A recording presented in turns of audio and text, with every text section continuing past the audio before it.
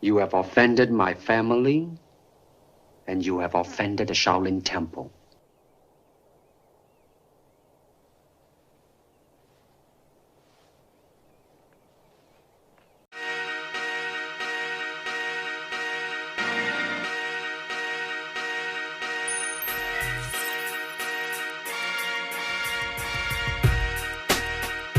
Hey folks, man, this is Monk, and we are back with another episode of Classes of Cinematics, and I'm joined as always with my co-host, Bobby Blockbuster.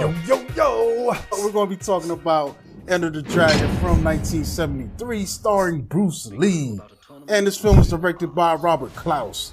So, in this film, Bruce Lee plays a martial arts expert determined to help capture the narcotics dealer whose gang was responsible for the death of his sister. Lee enters a kung fu competition in an attempt to fight his way to the dealer's headquarters with the help of some friends. Yeah. So we got Bruce Lee playing Lee. Also, John Saxon, I love him in this, playing Roper. Bolo Young plays Bolo. Like they got real creative with the names, didn't they?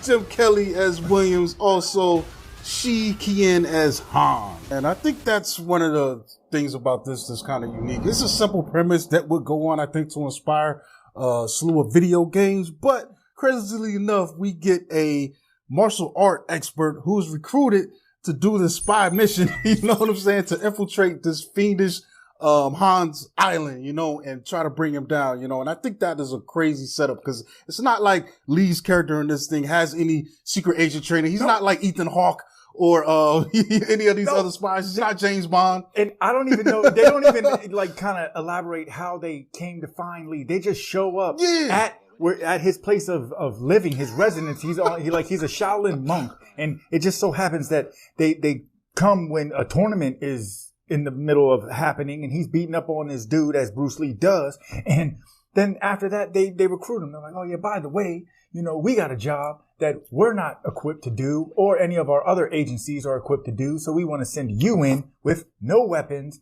or no, you know, just some communication devices. It's goofy because just because he fight doesn't mean he could be a secret agent. That's like going, let's go get Floyd Mayweather to infiltrate the Kremlin. Yeah, because like, what are we doing? He's like, yo, let me get this right. So why don't y'all just go in with some guns and bang, bang, shoot them up and problem solved? Like, oh, well, we can't bring guns across international waters. Yeah, and he's like, this is goofy, man. Well, what the heck's really going on here? Yeah, so there's some jurisdiction stuff. So the icing on the cake, because I don't think Lee's on board fully, but he tells Lee that this is also your chance to get revenge against a guy that, you know, caused his sister to kill herself, pretty much. You know, I mean, and it was also advertised before he even knew that by his, I guess his teacher, that this guy was taught under his lineage, and he's disrespecting the Shaolin Temple.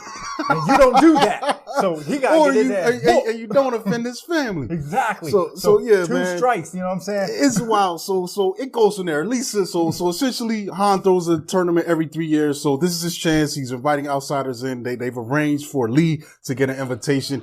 And during the course of this tournament, that's when he's supposed to pull off his mission. They tell him, once you find something, enough evidence, you know, send a signal and we'll come in. We can't do anything otherwise, you know. So it goes in there, and I think that's what leads to, it sets everything up. We're just by the nature of this story, how they set it up, we're going to get some espionage. We're going to get some action. We're going to get some fights because of the tournament. So it's all there. It lays it all out. Man, so we've got Lee here, our expert, and pretty cool, man. We know Bruce Lee. We know who Bruce Lee is. So I think it's cool that we set him up in the very beginning. He's fighting already, you know, which is kind of cool, man. I like his little bare minimum fight that he has in the beginning with the dude. It almost reminds me, dude, this guy was kind of ahead of the curve on his MMA stuff. The way he fought, like in this fight, he's showing, you know, the hands, the feet, but also doing some grappling, man, which I thought was interesting, man. Yeah, he did an arm bar. And so, and that's the one cool thing about the way this movie is delivered as a whole, is because even though the story is simple and effective, it's got enough spice on it to make it interesting, but it never loses sight of the fact the main focal point is Bruce Lee and his amazing martial arts skills and fighting abilities. Yeah, I like his, also, the philosophy is also put in there, man, because a lot of people, some people might not know this, but he also developed his own fighting style called Jeet Kune Do. And I think, you know, purposely done, because he also was credited, even though Klaus is credited as director, Bruce did most of the fighting stuff and had a kind of a secondary role in writing the story. So putting some of his philosophy from his own writings about his own style that he developed, the Jeet Kune Do, sprinkled in. I think that was a nice touch as well. Cause there are like, especially when he's giving advice to that young kid in the very beginning, he comes up to him and he tests him out. It's like, yo, what have you learned, since, last time I saw you. So I think it's cool to put, those elements in there. But what's cool too is we with all of them, we do get a flashback, including his, when we see, the inspector convincing him to get in here by showing the flashback of what happened to his sister, and we see, your guy Klaus, and they're like, he's at the tournament, she's at the tournament to fight, I guess, 3 years prior, and gets run down by Han's goons. They weren't even going to let her get to the tournament. They were trying to like rape her in the streets. Yeah, they were going to rape her. And rather than go, she puts up a good fight, but rather than go through that, she fights these guys off. She just takes her own life, And see, and that's the other thing that's crazy that I like about Bruce's character is, like, he leads with honor. You can tell he's got his integrity. He lives by the morals instilled to him on this at the Shaolin Temple, and he carries that energy throughout the film. And then we get the perfect, contrast to that in John Saxon with his character of Roper, because Saxon is like, he's kind of like a lowlife. You can tell, like, he's got gambling debts. He's doing all this other stuff. And it's not to say if you got gambling debts, you're automatically a lowlife. You're just bad at gambling, and maybe should rethink that. But, it's not just I think Roper is my favorite character now. Watching it today, I think he is absolutely my favorite character. And also what he does is he kind of he emphasizes the, American arrogance that, in these kind of films, we saw it with Eric in Kickboxer. We see it in other films where, this oversaturated arrogance that, Americans might have in these kind of situations, just thinking that they're just going to seamlessly cruise through any kind of situation, even though they're not. He's Han Solo to me, dude. He's definitely a guy that's out there just living by the skin of his teeth. Yeah. With an overabundance of confidence and tact and guile that has allowed him to make it this far in life. And he's got the grit, and he's definitely got the grit. But the cool thing about him is he shows that he has the ability when he's in these situations to have to throw his hand. Luck gonna run out sooner or later, but it's interesting. He comes to this tournament just to get these dudes off his ass who's trying to break his legs for gambling debt. Like, I think he's into these dudes like 150 big ones. I don't know what big ones is. Maybe that's 150 grand. That's what I'm thinking. In this era, that was the language, big ones. Yeah. But it was funny to me because like what cracked me up about rewatching this is like my man is having a Michael Jordan moment. Yeah. He's on the golf course betting on shots, yo. I'm like, this is Jordan right here. Yeah. And then the goons come up and he takes them out real quick though. So maybe that's what's helping him. His karate skills. He's been able to beat up the goons. But what if one of them pull a gun on him? He got lucky. They just wanted to break his legs. Well, that's what I'm saysaying. Like a testament to his arrogance, because he probably think he's such a good ninja that he could catch the bullet. You know what I'm saying? I don't know about that because he got out of town. But I will say this, man. John Saxon in this is great, man. Like, I don't know why this guy was never bigger, man. He's great in this as a character actor, and I think he's had a few other roles that were great, but he's so good in this, bro. He's really good. Really good, man. It's like he had everything, and I don't think he was able to get to that next level in the time of his career. I mean, he worked regularly, but he could have been as big as some of the biggest names of the 70s. Did he really know karate? I'm really did enough for this movie. Just for the movie? I don't know. I don't know. I wouldn't have looked at him as just to be a martial arts guy. I'm talking about like regular. Overall, he could have been a dude that's just doing regular acting actor. Michael Douglas or Kirk Douglas type outside shit, of this, my favorite role he was in, he was the father in Nightmare on Elm Street. The first one. You know what I'm saying? So that was cool. But yeah, you're right. He got a lot of like spot check roles. And, speaking of spot check roles, Bolo Young. I like seeing him in this because, Bolo is Debo. You know what I'm saying? When you think Debo, you think, okay. You're going to have to be taller than 5'3". But that's what I'm saying. Like when you hear Debo, you think of someone getting bullied. You think somebody getting knocked the fuck out, right? Mm-hmm. And when you hear Bolo, you think of a bulky dude that's about to beat your ass with some kung fu. You know what I'm saying? And he did that, and he doesn't say much, but I love how his facial expressions. His facial expressions are deranged. They don't make no sense in this movie. They made me holler. I was like, "What are you doing?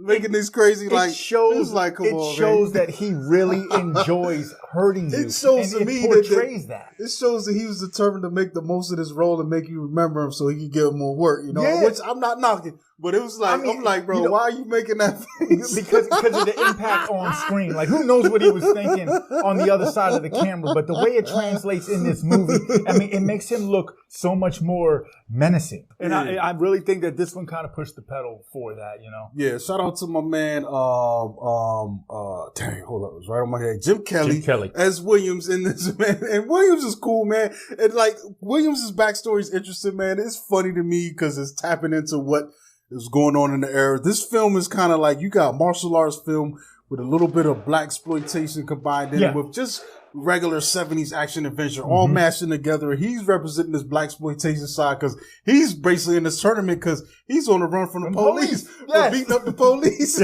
who's harassing him for no reason. For having tickets to go to Hawaii. This movie is crazy because it's tapping into the era, bro. Yes. Like after the war, Vietnam especially, man, a lot of these dudes was coming back. They opening martial arts schools everywhere. And he feels like that kind of character to me. Yeah. And he's coming from his school and he gets jumped by the cops in the alley and whoops their ass, bro. Like watching that scene, I could just imagine how this played in the theater in that era in certain cities, man. Detroit, they probably went wild when he started kicking these cops' ass, you know what I'm saying? I like it too because like when he's asked by Han about his fighting style, he's like, I don't really know, but I make it look good. Like he's not. He's just out there like it's like a mix between street fighting and like some kind of karate infusion. He gets one of the best lines off in this movie, and I love this part because there's a point where he has this night with the ladies. Han supplies our crew with entertainment for the night, and the madam comes around each other in the room like, pick a lady.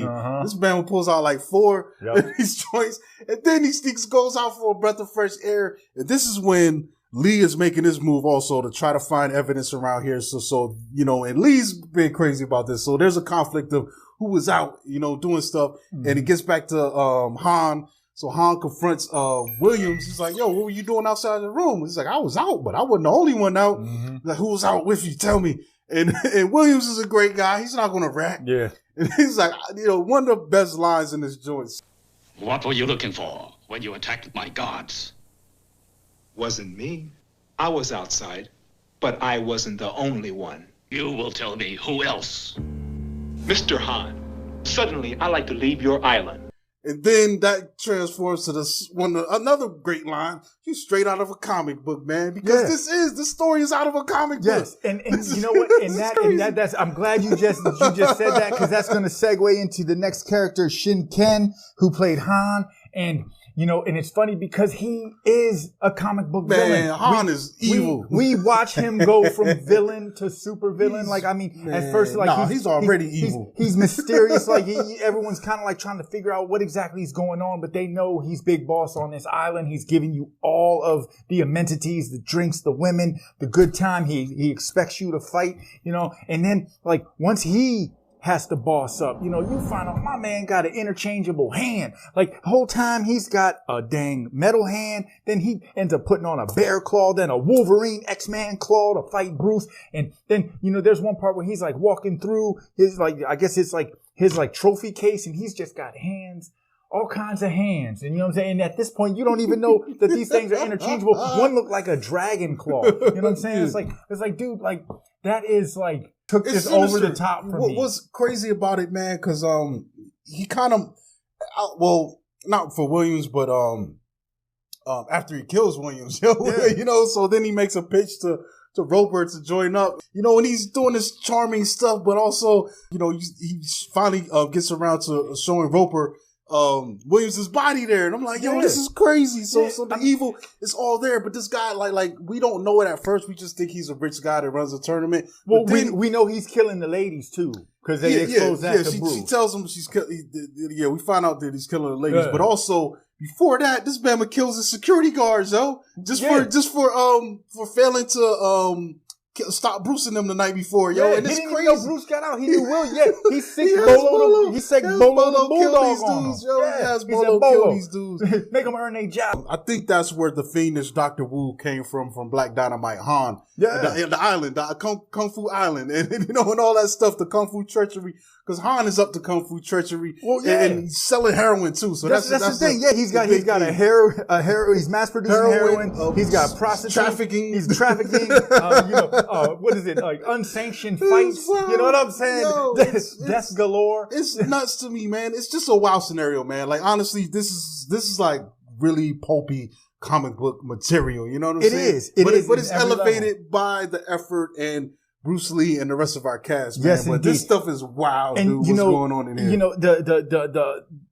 know, I want to shout out just another character in itself, which is just the fight scenes, the fighting, the action is something that when you watch this film, you do remember this. I mean, and it's led by Bruce Lee, but man, just like all of the fights in a whole are so memorable. Like for me personally, it's the one where Lee fights O'Hara. Like you get some punchlines, because they try to build O'Hara up like he's Han's number one henchman. He looked like a bum when I first seen him. They're showing these videos of people hitting him with boards and him chopping some boards. So and then of course when he wants to try to bully up on Bruce and intimidate him, and Bruce is looking at him like, man, I'm about to mess you up, dude. And he pulls out a board from somewhere. It's like, yeah, pow. And Bruce like, man, boards don't hit back, bro. And Bruce puts that work in on him. Puts that work in on him. Some kind of serious, you know what I mean? Yeah, it's funny because, you look at the fighting, each encounter is definitely a memorable experience. Especially he dispatches with that guy with extreme prejudice, man. Yes, he does. It's like, and it's crazy too because I love that scene before where they send him to tell Bruce to come out. There's going to be assembly and put on your uniform. And this is the guy that tried to rape his sister, and the restraint on his, like the acting ability on Bruce is underrated, man. We know him for the fighting stuff, but I think, when he can dial in, there's moments where it's brilliant, and to have that restraint in that moment and just to be toying with this guy, later on when the confrontation finally goes down, it's like, oh, now I'm going to unleash all of this that was built up. And he still tried to play by the rules. Like, I mean, he was beating him up like round for round. And then O'Hara loses his stuff, gets some bottles, bangs them together. And like Bruce like, oh, so you want to go there with it? Yeah, and I love this part because that dude didn't even touch Bruce with one hit. That's where you start seeing like the slow motion kicks and the music changes. And then my man jumps up and he hits the and like face shaking and stuff. It's so cool because like you can feel the intensity of the blow just from all of the extra effort that Bruce put into showing how much. It's amazing too. Like that fight, there's some moves that Tekken. You look at martial law. That's Bruce Lee. But also not that. I think he's Bruce Lee from Enter the Dragon because he has the backflip move. Yeah. He has the stomp move and just some of the facial tics and the movement expressions and the kicks. Like, yo, this is so crazy. Even Roper, man, inspired a game character, man. You look at, I don't know, it's got to be, dude. You look at Double Dragon. One of the villains in there was, you had different character types. I think Linda was the chick with the whip. You had, different ones, yo. And Roper was one of the characters from Double Dragon. That's not a common name. No one else is named Roper in the world except this guy from this film, So that's definitely a testament to this legacy of this film. And I like that they didn't really focus on the importance of all of the different fighting styles. They just kind of like meshed it all together. And then we weren't that advanced yet. Yeah, because like I remember and they really they kind of emphasized that because the one dude asked on the one bully guy, was it Peter Archer, who was the guy who Bruce Lee ends up putting on the little life raft. It's like, man, you can float back there with the rest of us. He was like, what style do you got? He was like, pretty much, I have no style. You know what I'm saying? That's also another one of Bruce Lee's philosophies singing in. Jeet Kune Do was also no style. Like his fight, that style was basically pulling the most effective moves from everything. Bruce Lee didn't believe in forms. and stuff like that. He felt like that limited what you could do in a situation, where his style was more about finding the most efficient move within any situation. And that's like I said, he's sprinkling his philosophy in this film, in this storytelling. Throughout the dialogue, because that's exactly what he tells his teacher at the Shaolin Temple. Yeah, you know what I'm saying? Yeah. Like, this whole thing comes back to that famous quote, must be like water. Water adapts to any vessel you put it in. It takes the form of anything. Absolutely. It could be crashing. It could be soft. It could, and it's cool, really cool because, another thing that really emphasizes all of these fight scenes is where it's taking place. Like, the setting is really cool. They put a lot of oomph into, giving us Han's Island, making it just seem like it's just this secluded place where all this craziness is happening. Mm-hmm. Pretty much, this is the storyboard for Mortal Kombat, the movie. It came out how they went and they get all the fighters and then, bring them to a secluded place. Han would be, your quintessential Shao Kahn. And, of course, you get all these different fighters that are just put in the pit and then got to run the gauntlet. low-key, dog, you even go on the Dr. No, Dr. Evil. Yeah. There's all derived from this kind of vibe, this kind of, this character, one thing I also like about this, about Han and the setting is in that final fight scene, it's cool already because my man has got the interchangeable hands and he's putting them to use in a good way. He messing Bruce up, cutting him up. But then there's a part where he takes him into it's almost like the fun house with all the mirrors and using the mirrors and all this craziness going on. It's cool because Han realizes I can't beat this guy straight up. I finally met my match because Han was a beast, man. Han was fighting, bro. He was whooping ass. When he fought Williams, that was a brawl, bro. And I was like, yo, Han is kind of holding his own. And then to realize that I ain't got nothing for Lee, so I'm gonna lure him into this trap with the mirrors. But that's like that would be like a martial arts tactic in itself, is if to use your resources around use the environment. And the way that he did that with the mirrors, it looks so cool. But then you see Bruce Lee tap into himself, and of course, in martial art films, we always had that flashback where he says something earlier and then he applies it later, and he's like, oh man, I gotta break the mirror, and Bruce was able to accomplish this so seamlessly because they said he was holding a little piece of iron, so he wasn't really punching the mirrors. He was breaking them, but it looks, the look is there, you know what I'm saying? And I really like the music that we get, and it's shout out to Lilo Schifrin. And he's done a lot of really good films, man. But he has. The two pieces that stick out to me the most was, that opening score is so groovy. You know what I'm saying? You get in there, you're like, yeah, it's like just kind of getting the energy up. But what I really love is how every time someone's about to get stomped out, they got the boogeyman music playing. The shot goes really slow, and then you get this real eerie music, and then a slow motion Bruce Lee stomp out. He does it twice in the film, once to O'Hara and then once to one of the guards that he's fighting after he nunchucks him up. And man, it's so cool because it's like it really overemphasizes the energy that's going on. You know what I'm saying? And it gives that feeling, man. And my man, he really did that. He really kind of brought the imagery to life with the sound, I think this might be Lilo's best work, at least for me, man. Some of this stuff I got to rewatch to be for sure, but he also did the Amityville Horror. He did Amityville 2. He did Eastwood Sudden Impact. He did Rush Hour and Rush Hour 2 and Rush Hour 3, which is crazy. And After Sunset too, man, which is crazy, man. So he got a really big filmography, but also he did some TV stuff. So he did a theme from A Man from U.N.C.L.E. He made the Mission Impossible theme, which is one of the biggest themes ever, of Starsky and Hutch. He also worked on that, Planet of the Apes TV stuff. So yeah, man, this guy was a beast, bro. Like that's crazy. He even worked on the Mission Impossible recent stuff too, man. So that's cool, man. And and this is it's just a testament of good work across the board. There's a reason why this film is so widely loved. Because they just put all the right pieces in the right places and give us, there's no such thing as a perfect movie, but there is such a thing as striving for perfection. And I feel like they did that across the board with this film, with what they had. And like I said, there is a reason why this is the most financially successful martial arts film, coming in at $850,000 budget and making over $400 million internationally. That's also an interesting thing historically.